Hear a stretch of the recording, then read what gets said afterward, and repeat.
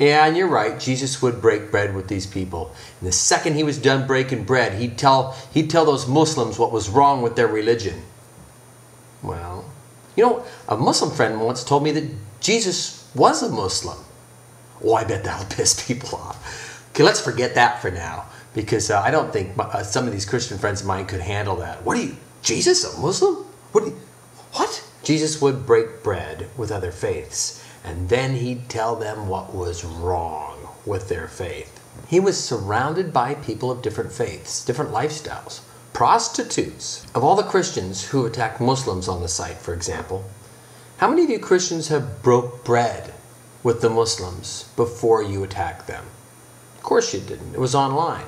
So your version of breaking bread is, "Hi, my name is Joe." Is that breaking bread?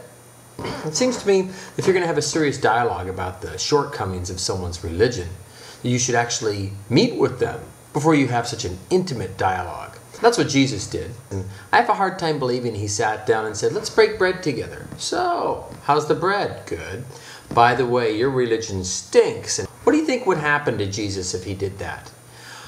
I'll tell you almost 100% for sure. He wouldn't have had the posse he had. He wouldn't have had all of these people surrounding him and wanting to be with him. He was so popular that the powers that be had to kill him because he met with people that maybe he disagreed with. And he was able to make them love him. What is it that Jesus did if he met with other faiths that got people around him and close to him? I'm going to ask you Christians who are meeting Muslims trying to help change Islam to make it the way you think it should be. How many Muslim friends have you made with this technique? How many Muslims have you changed? Why is it that Jesus was able to get everybody from all the faiths and all different lifestyles all around him, and you can't do it? Jesus was showing them love.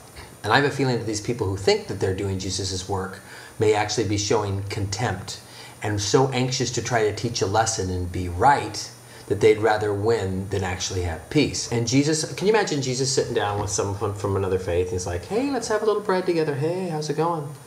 And then he just Jesus would start laying into him. "You got to change this. You got to fix that." Jesus must have showed incredible love and compassion for everyone.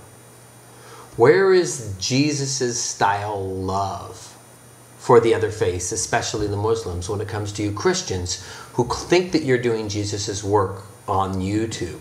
I know some Christians who are fundamentalists. You know, these guys are called Quakers. And Quakers, part of their faith, they believe deeply, very literally in most of the Bible. They love Jesus. They worship Jesus. They believe that Jesus rose and died for our sins. And they meet once a week with the Muslims in my hometown. And they love the Muslims, and they do things together, and they love each other. And I asked this Quaker, I said, "Why do you do this?" He says, "It's Jesus' work." So this guy who's a fundamentalist Christian, and all of these Quakers, they meet with Muslims. They don't beat them up or bash them or try to teach them how bad their religion is.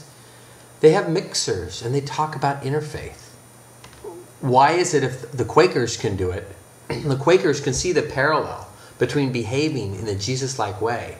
Why is it that people who think that they are good Christians trying to do Christ's work, why is it that every time they meet a Muslim, they end up making an enemy?